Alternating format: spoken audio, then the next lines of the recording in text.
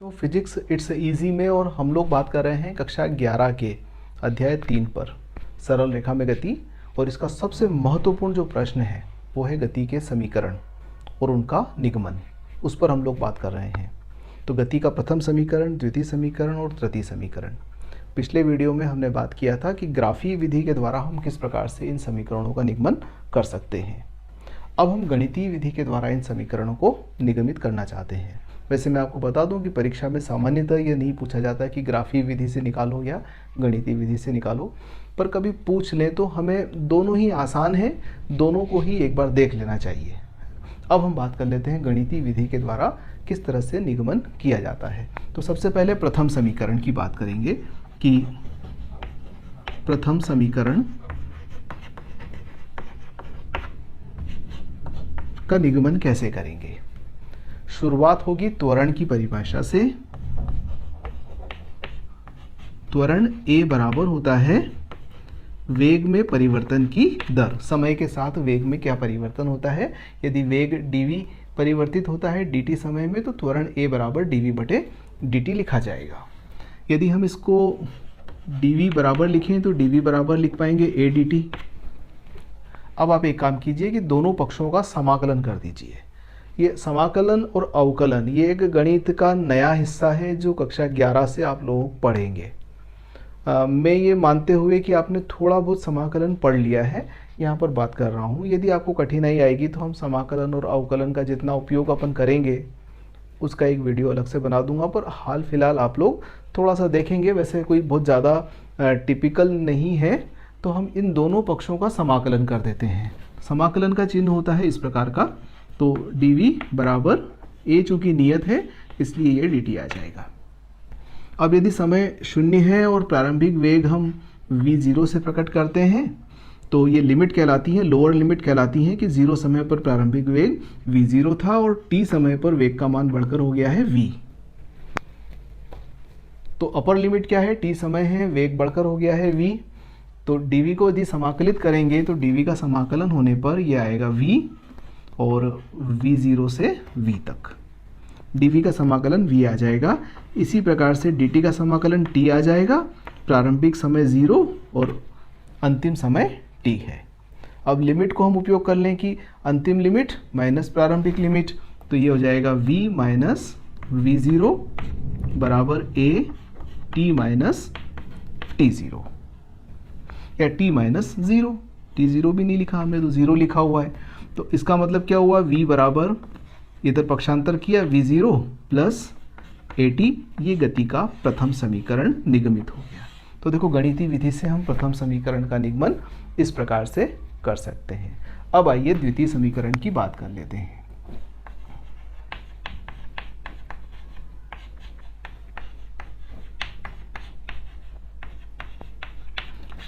द्वितीय समीकरण के निगमन के लिए हम वेग की परिभाषा लेते हैं कि वेग v बराबर क्या होता है, विस्थापन परिवर्तन की दर।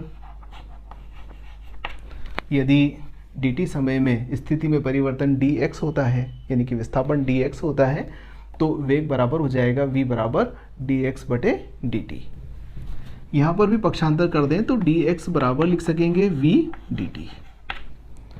इसको भी समाकलन करेंगे हम, तो माना कि प्रारंभिक स्थिति x0 है और अंतिम स्थिति x है, तो dx का समाकलन हो जाएगा। और ये जो v है हमारा, ये देखिएगा v बराबर क्या है, v0 प्लस at। तो यहाँ पर हम एक काम करते हैं कि इसको लिख देते हैं v0 प्लस at और dt समाकलन हुआ 0 से t समय के लिए। हमने क्या किया है, प्रथम समीकरण से v का मान यहाँ पर पुटअप कर दिया। एक स्टेप और बना लेते हैं, x0 से x dx बराबर, इसको खोल लेंगे तो चूंकि प्रारंभिक वेग नियत है तो नियत राशियां बाहर आ जाती हैं समाकलन से, तो 0 से t dt प्लस a भी नियत है, त्वरण नियत है, तो a 0 से t और t dt, यहाँ t का समाकलन dt के द्वारा किया जाएगा।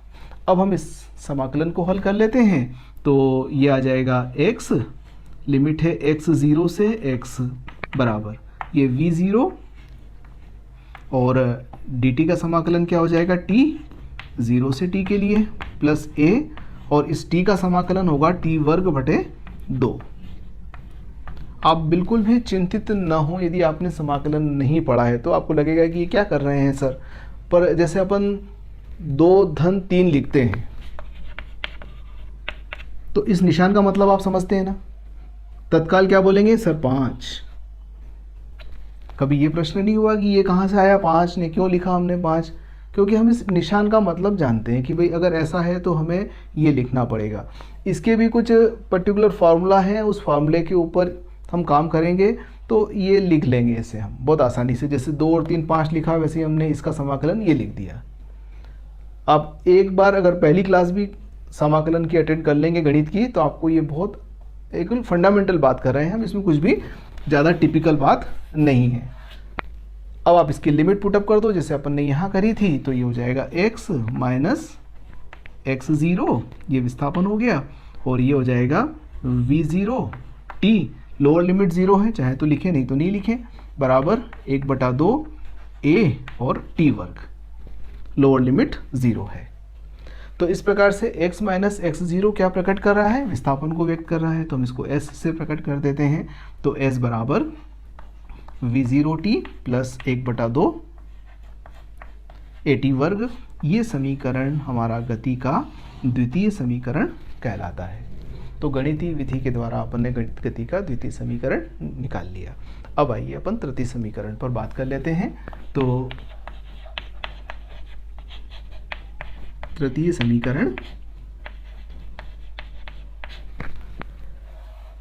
तृतीय समीकरण के लिए अपन एक बार फिर से त्वरण का सूत्र लिखते हैं, a बराबर dv बटे dt। अब इस सूत्र को हम थोड़ा सा अलग रूप में लिखना चाहेंगे, dv बटे dx और dx बटे dt। dx से गुणा भी किया और dx से भाग भी दिया, तो dv अपॉन dx और dx बटे dt। देखो dx से dx कट जाएगा तो dv बटे dt बचेगा, तो इसमें और इसमें कोई अंतर नहीं है ना। तो a बराबर, अब dv बटे dx तो ऐसा ही रहने दो, और dx बटे dt की जगह हम क्या लिख सकते हैं, v लिख सकते हैं, तो ये हो जाएगा v। अब पक्षांतर कर लें तो ये आ जाएगा v dv बराबर a dx। अब अपन इसका समाकलन कर देते हैं, तो समाकलन क्या हो जाएगा, v dv बराबर a dx। प्रारंभिक स्थिति क्या है, x0, अंतिम स्थिति है x, प्रारंभिक वेग है v0 और अंतिम वेग है v। तो समाकलन के बाद क्या आएगा, जैसे हमने यहाँ पर t का समाकलन t वर्ग बटे 2 लिखा था, यहाँ पर लिखेंगे हम v वर्ग बटे 2 और lower limit v0, upper limit v, और a और x का समाकलन क्या हो जाएगा, dx का समाकलन हो जाएगा x, तो x x0 और ये x आ गया।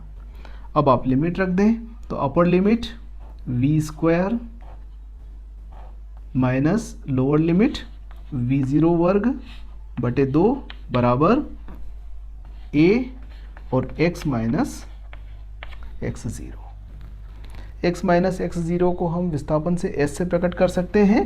तो आप देखिए कि हमारी समीकरण क्या बन जाएगी, v वर्ग माइनस v0 वर्ग बराबर 2 का पक्षांतर कर दिया तो 2as, इसको s लिख दिया, 2 का पक्षांतर कर दिया। अब इसका भी पक्षांतर कर दें तो ये हो जाएगा v वर्ग बराबर v0 वर्ग प्लस 2as।